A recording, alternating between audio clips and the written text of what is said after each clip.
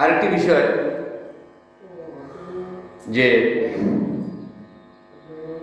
সারা বিশ্বের মুসলমানদের জন্য এখন দুঃসময় চলছে, আবার সারা বিশ্বের সকল মানুষের জন্য দুঃসময় চলছে। মুসলমানদের জন্য যেমন দুঃসময়, আবার ধর্ম বর্ণ নির্বিশেষে সকল মানুষের জন্য একটি দুঃসময় আমরা অতিক্রম করছি। সে দুঃসময়ের কারণ হল করোনা ভাইরাস। চীন থেকে শুরু হয়েছে, কিন্তু এটা এখন সারা বিশ্বের অনেক রাষ্ট্রে ছড়িয়ে পড়েছে। একটা আন্তর্জাতিক সংস্থার হিসাব মতে পৃথিবীর মানুষের 8 ভাগের 1 ভাগ মানুষকে ধ্বংস করে দিবে। প্রায় 1 কোটিরও বেশি মানুষ এই করোনা ভাইরাসে ধ্বংস হয়ে যাবে। আমরা অনেক ভাইরাসের নাম শুনেছি, মাঝে মাঝে এগুলো আসে মানব জাতির জন্য অভিশাপ হিসেবে। যদিও কোরআন এবং হাদিস অনুযায়ী এগুলো মানুষের পাপের শাস্তি, আর একজন যখন পাপ করে তাকে ঠেকানোর যখন কেউ থাকে না, বাধা দেওয়ার কেউ থাকে না, আল্লাহ যখন শাস্তি নাযিল করেন তখন ভালো মানুষ যারা সমাজে, মানব সমাজে, তারাও এই পাপের শাস্তিতে এফেক্টেড হয়। করোনা ভাইরাস শুরু হয়েছিল চীন থেকে। চীনের অবস্থা আপনারা আমার থেকে ভালো জানেন। তাদের খাওয়ার অবস্থা, হালাল হারামের দিক দিয়ে তাদের হারাম খাওয়ার যে প্রবণতা, কোরআনে নিষিদ্ধ খাওয়ার প্রতি তাদের যে ঝোঁক, এবং আল্লাহর কালেমার মুসলমান বান্দা যারা বুকে কালেমা ধারণ করে, কোরআন ধারণ করে মুমিন হিসেবে চীনের ভিতরে বসবাস করে, তাদের উপর যে নির্যাতন, উইগুর মুসলমান, আল্লাহ পাক তাদেরকে শাস্তি দিয়েছেন। সেখানে কোনো মুসলমান আক্রান্ত হয়নি। এটা আল্লাহ পাকের দয়া। কোনো ভাইরাস যখন শুরু হয় মুসলমান আক্রান্ত হবে না, এই ধরনের কোনো নিশ্চয়তা নেই। তবে চীনের মুসলমান, তাদের বিষয়টা ভিন্ন এই কারণে যে তাদের উপর, আমরা মনে করি তাদের উপর নির্যাতন করার কারণে আল্লাহ পাক তাদেরকে গজব হিসাবে, চীনের মানুষদেরকে গজব হিসাবে এই ভাইরাস দিয়েছেন। আল্লাহ পাক চীনের মুসলমানদেরকে হেফাজত করে এটার ইঙ্গিত দিলেন, কিন্তু অন্য অন্য দেশের অনেক মুসলমান আক্রান্ত হয়েছে, অনেক মুসলিম দেশ আক্রান্ত হয়েছে। প্রাচ্য, পাশ্চাত্য, ইউরোপ, আমেরিকা, মধ্যপ্রাচ্যের আরব রাষ্ট্রগুলো, সৌদি আরবেও ওমরা নিষিদ্ধ করা হয়েছে। মানে কিছুদিনের জন্য নিরাপদ সময় পর্যন্ত তারা অপেক্ষা করবে, ততদিন পর্যন্ত ওমরা ভিসা বন্ধ, ওমরা বন্ধ। ইরানের ভাইস প্রেসিডেন্ট সহ 6 জন ইন্তেকাল করেছে। চীনের অনেক ডাক্তার নিহত হয়েছে। কলকাতার ভিতরে, ভারতে এই ভাইরাস এসেছে। আমাদের ঢাকাতেও অনেকজনকে সন্দেহ করা হয়েছে, পরীক্ষা নিরীক্ষা চলছে। জাতিসংঘের হিসাব অনুযায়ী ভয়াবহ এক বিপর্যয়ের সামনে এই পৃথিবীর মানুষের জন্য অপেক্ষা করছে। সুতরাং আল্লাহ পাকের কাছে আমাদের যে কারণে আমরা মনে করি, বিভিন্ন কারণ বিশ্লেষণ করি, প্রকৃতপক্ষে আল্লাহ তাআলাই ভালো জানেন কেন এই ভাইরাস, এই বিপদ, এই গজব আমাদের উপর। নিশ্চয় আমরা অপরাধী। তো এই অবস্থা থেকে উত্তরণের জন্য, মুক্তি পাওয়ার জন্য আল্লাহ পাকের দরবারে আমাদের করণীয়, রাসূল সাল্লাল্লাহু আলাইহি সাল্লাম তিরমিজি শরীফের হাদিসের ভিতরে, আবু দাউদের হাদিসের ভিতরে একটা দোয়া শিখিয়ে দিয়েছেন। সেই দোয়াটা যাতে আমরা বেশি পড়ি, এবং চিকিৎসা বিজ্ঞানের বিভিন্ন যে নির্দেশনা রয়েছে সেই নির্দেশনাগুলো ফলো করি।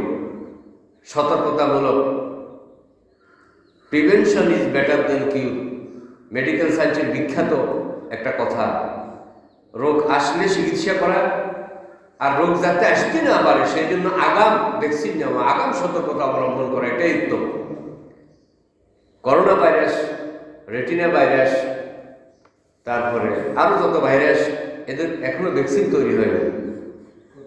আমরা যদি আক্রান্ত হই আমরা কিভাবে আমরা চিকিৎসা করাবো। আর বাংলাদেশের যে অবস্থা, চিকিৎসা ব্যবস্থার যে অবস্থা, চীনের মানুষ একদিকে তারা আক্রান্ত এবং আল্লাহ পাক কি না পারেন, মানুষ মানুষের ক্ষমতা দেখায়, দেশ পরাশক্তি হিসেবে নিজেকে জাহির করে, বিশ্বের ভিতরে আমরাই পরাশক্তি। কিন্তু আল্লাহ তাআলার কাছে এই ধরনের পরাশক্তির কোনো মূল্য নেই। আন্নাল কুওয়াতা লিল্লাহি জামিআ, সকল ক্ষমতার উৎস আল্লাহ রাব্বুল আলামিন। এত শক্তিশালী রাষ্ট্র চীন, যারা এক সপ্তাহের ভিতরে ভাইরাস আবিষ্কার করার চেষ্টা করেছে, নতুন নতুন হসপিটাল তৈরি করার জন্য চেষ্টা করে সফল হয়েছে, সে চীন এত শক্তি থাকার পরেও হাসপাতালগুলোর ভিতরে মানুষের কম্পন, করোনা ভাইরাসে আক্রান্ত রোগীদের শরীরের কম্পন দেখলে মনে হয় যে কিয়ামত শুরু হয়েছে। অনেক মানুষকে তারা ইঞ্জেকশন মেরে হত্যা করেছে, এই রোগে আক্রান্ত অনেক মানুষকে। সারা বিশ্ব থেকে তাদের যোগাযোগ বিচ্ছিন্ন হয়ে গেছে, তারা এক করে হয়ে গেছে। নদীপথ বন্ধ, বিমান পথ বন্ধ, স্বাভাবিক বড় বড় মার্কেটগুলো, শপিং মলগুলো জনশূন্য। গর্তের ভিতরে যুদ্ধ অবস্থায় যেমন মানুষ গর্তের ভিতরে ঢুকে, বাংকারে ঢুকে, আল্লাহ পাক অদেখা একটা ভাইরাস দিয়ে গোটা চীনকে সে শিক্ষা দিলেন যে চীন শক্তির দাবি করে, শক্তির জোরে কোরআনের বিরুদ্ধে, মুসলমানদের বিরুদ্ধে, ইসলামের পর্দার বিরুদ্ধে যে অন্যায় করেছে, সে অন্যায়ের শাস্তি সামান্যতম আল্লাহ তাআলা দিয়েছেন। এই সামান্য শাস্তিতেই তার নাস্তানুবাদ হয়ে গেছে। আল্লাহ পাক যদি সকল ক্ষমতা দেখান তাহলে কি অবস্থা হবে? এই ভাইরাস আস্তে আস্তে সারা বিশ্বে এখন ছড়িয়ে পড়েছে। বিশ্বায়নের এই যুগে আমরাও নিরাপদ নয়, কারণ যে কোনো মুহূর্তে আমাদের নদীবন্দর, আমাদের বিমানবন্দর, এই স্থানগুলো দিয়ে সারা বিশ্ব থেকে মানুষ আসা যাওয়া করে। এইডস যেমন এইভাবে ছড়ায়, এই ভাইরাসগুলো এইভাবে ছড়ায়। 10-12 দিন পর্যন্ত মানুষ বলতেই পারে না যে আমার ভিতরে এই ভাইরাস ঢুকেছে। তো আমরা চীনের মতো ক্ষমতা সম্পন্ন নই চিকিৎসার দিক দিয়ে। আর আমাদের দেশের ভিতরে যে ঘনত্ব, আমাদের একটা বাসের ভিতরে যত লোক থাকে, আমাদের একটা মার্কেটে যত লোক থাকে, আমাদের দেশের কত কিলোমিটার পর ভিতরে একটা 1 কিলোমিটারের ভিতরে কত লোক হবে। এই যে মানুষের বসবাসের যে ঘনত্ব, ঠিক এই অবস্থায় যদি আমাদের দেশে এই রোগ ঢুকে, ভাইরাস ঢুকে, কিয়ামত হয়ে যাবে। আল্লাহ পাক আমাদের সবাইকে হেফাজত করুন, সবাই বলি আমিন। বিশেষ করে ঢাকা শহর, ছোট্ট একটা শহর, বিশ্বের ভিতরে সবচেয়ে বসতির শহর, রাজধানী হচ্ছে ঢাকা। আমাদের চিকিৎসা ব্যবস্থা, আমাদের শক্তি অপ্রতুল। ঢাকা শহরে ভূবিজ্ঞানী যারা আছেন তারা বলেন যদি একটা ভূমিকম্প হয় 7 মাত্রা, রিক্টার স্কেল 7, এই শক্তির একটা ভূমিকম্প যদি হয় 50 সেকেন্ডের, তাহলে 70 লক্ষ মানুষ মারা যাবে। কারণ আমাদের অবকাঠামো দুর্বল, ভূমিকম্প সহনীয় অবকাঠামো আমাদের নাই। আমাদের অ্যাম্বুলেন্স, আমাদের হাসপাতাল, আমাদের চিকিৎসা ব্যবস্থা, আমাদের জনবল, উদ্ধারকর্মী, সব দিক দিয়ে এমন অবস্থা। সবচেয়ে ভয়াবহ অবস্থা হলো একটা বিল্ডিং এর ভিতরে যদি আগুন লাগে অথবা বিল্ডিং হেরে পড়ে, ভেঙে যায়, সেখানে দমকল বাহিনী যাওয়ার কোনো রাস্তা নাই। দমকল বাহিনী গাড়ি কি যাবে? যদি সেই বিল্ডিং এর লোকগুলো নামার মতো, 2 জন একসাথে নামার মতো সিঁড়ি নেই, অগ্নি নির্বাপক ব্যবস্থা নেই, কাগজে কলমে আছে, বাস্তবে নেই। এই কারণে আগুন লাগলে মানুষ মারা যায় না, হুন্ডি খেয়ে পড়ে, ফায়ার নিচে পড়ে মারা যায়, ধোঁয়ার কুণ্ডলিতে মানুষ মারা যায়, নামতে না পেরে মানুষ মারা যায়। এই অবস্থায় যদি কিয়ামতটা হবে ভূমিকম্পের মাধ্যমে। ভূমিকম্পটা হলো কিয়ামতের একটা আলামত। রিক্টার স্কেলে 7। এই মাত্রার ভূমিকম্প হলে যে অবস্থা হবে, ঠিক করোনা ভাইরাস যদি ঢাকাতে প্রবেশ করে, আল্লাহ হেফাজত করুন, আল্লাহ হেফাজত করুন, আল্লাহ হেফাজত করুন। এই ঢাকা আমাদের রাজধানী, আমাদের অহংকার, আমাদের ভাই, কারো বোন, কারো বাবা, কারো আত্মীয় স্বজন এই ঢাকাতে চাকরি করে। ঢাকাতে আক্রান্ত আসা মানেই সারা দেশে ছড়িয়ে পড়া, সামাল দেওয়া আমাদের পক্ষে সম্ভব হবে না। এই অবস্থা থেকে উদ্ধার পাওয়ার একমাত্র উপায় বেশি বেশি করে আল্লাহ পাকের কাছে তওবা ইস্তেগফার করা, আল্লাহ পাকের সাহায্য কামনা করা। বিশেষ করে একটা দোয়া আছে, এই দোয়াটা বেশি বেশি পাঠ করা সবসময়। বলতে পারেন করোনা ভাইরাসের এই অসুস্থতা, এই রোগ, এই ভাইরাস তো রাসূল সাল্লাল্লাহু আলাইহি ওয়াসাল্লামের জামানায় ছিল না, তাহলে তিনি কিভাবে এই দোয়াটা পড়লেন? ঠিক করোনা ভাইরাস এই নাম দিয়ে দোয়াটা নেই, তবে হঠাৎ করে কোনো অপ্রচলিত কোনো রোগ, কোনো ভাইরাস যদি মানব সমাজে আগমন হয়, অনুপ্রবেশ ঘটে, তখন রাসূল সাল্লাল্লাহু আলাইহি ওয়াসাল্লাম কতগুলো নির্দেশনা দিয়েছেন। তার মধ্যে একটি হলো, যে এলাকায় এই ভাইরাস ঢুকেছে, যে এলাকার মানুষ আক্রান্ত, তারা যেন অন্য কোনো স্থানে না যায়। কারণ অন্য কোনো স্থানে যাওয়া, অন্য কোনো দেশে যাওয়া, অন্য কোনো শহরে যাওয়ার অর্থই হলো সাথে এই রোগ নিয়ে যাওয়া, ওই দেশের মানুষকে, ওই শহরের মানুষকে, মানুষের ভিতরে এই রোগটা দিয়ে দেওয়া। রাসূল সাল্লাল্লাহু আলাইহি ওয়াসাল্লাম নিষেধ করেছেন। আবার যে শহরের মানুষ কোনো অপ্রচলিত নতুন রোগে আক্রান্ত, ভাইরাসে আক্রান্ত, সে শহরের মানুষ যেমন অন্য শহরে যাবে না, অন্য দেশে যাবে না, ঠিক আক্রান্ত শহরে অন্য কোনো শহরের মানুষ, অন্য কোনো দেশের মানুষও আসবে না। রাসূল সাল্লাল্লাহু আলাইহি ওয়াসাল্লামের এই হায়াতকালে, জীবনকালে 3 বার এই ধরনের রোগ হয়েছিল। তো তিনি এই নির্দেশনা দিয়েছেন, বেশি বেশি তওবা ইস্তেগফার করার পরামর্শ দিয়েছেন এবং একটা দোয়া শিখিয়ে দিয়েছেন। এটা করোনা ভাইরাস সহ যত রকমের ভাইরাস আছে, এই ভাইরাসে আক্রান্ত সকল মানুষের দোয়া, ভাইরাস থেকে মুক্তি পাওয়ার জন্য সুস্থ মানুষ যারা আছে সবার জন্য এই দোয়া হাদিস শরীফের ভিতরে উল্লেখ হয়েছে। ইবনে মাজাহ এবং তিরমিজি শরীফের হাদিস সবাই আমরা পড়ি। এটা বয়ানে এসেছি বিদায়, হুজুর বলেছেন বিদায় আমরা পড়বো, কথার কথা আমরা পড়বো, বাই চান্স আমরা পড়বো, এরকম না। অন্তর থেকে ঈমানের সহিত এই রোগে আমরা আক্রান্ত হতে পারি, আল্লাহ পাকের সাহায্য কামনার জন্য যে দোয়াগুলো পড়ে আমরা কান্নাকাটি করি, অন্তর থেকে আল্লাহর কাছে দোয়া করি, সেই নিয়তে এই দোয়াটা আমরা এখন পড়ব। সবাই আমার সাথে পড়েন, আল্লাহুম্মা ইন্নী আউযু বিকা মিনাল বারসি, আল্লাহুম্মা ইন্নী আউযু বিকা মিনাল বারসি ওয়াল জুনুন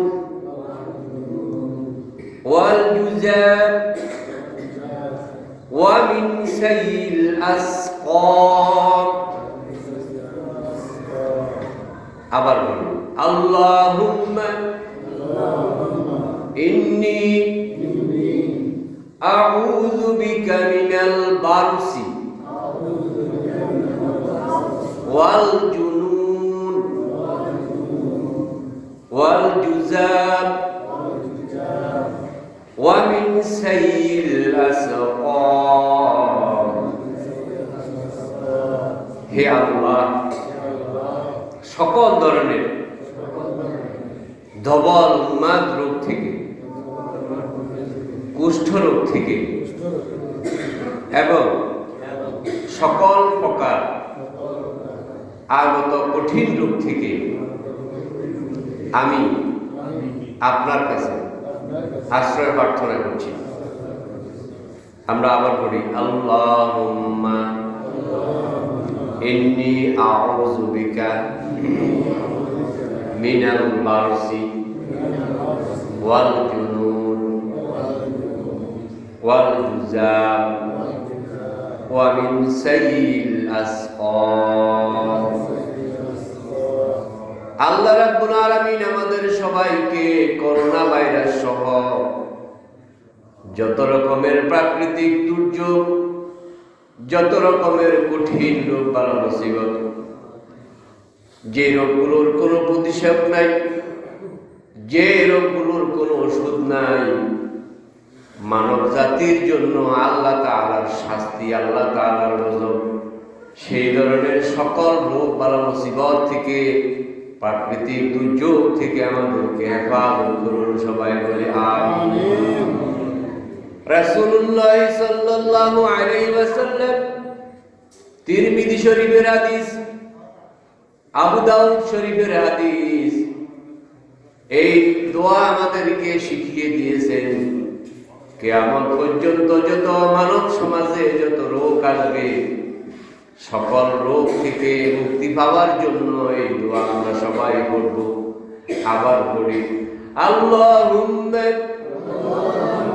ইন্নী আউযু বিকা মিনাল বারসি ওয়াল জুনুন ওয়াল জুযাম ওয়া মিন সাইয়্যিল আসকাম।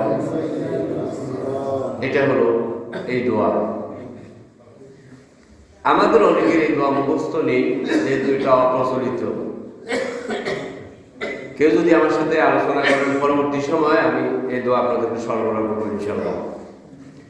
আর প্রথম যে দোয়ার কথা বলেছিলাম, রজব শাবান এই 2 মাস রমজানের প্রস্তুতির মাস।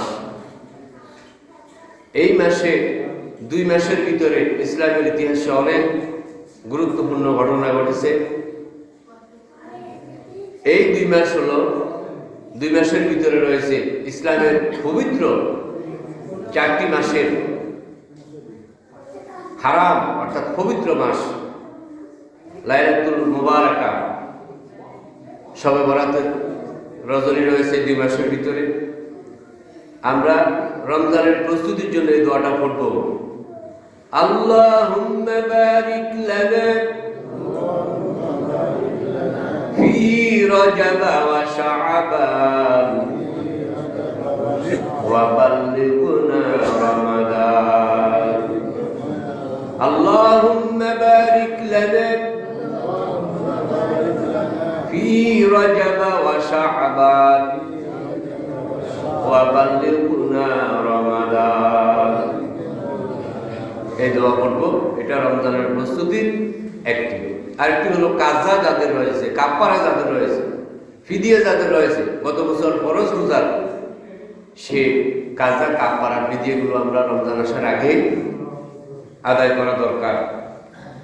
এটা হলো আমাদের সকল করোনা ভাইরাস সংক্রান্ত যে আলোচনা, এটা সকল মানুষের জন্য, হিন্দু, বৌদ্ধ, খ্রিস্টান, মুসলমান, সকল মানুষের জন্য এই বিপদ।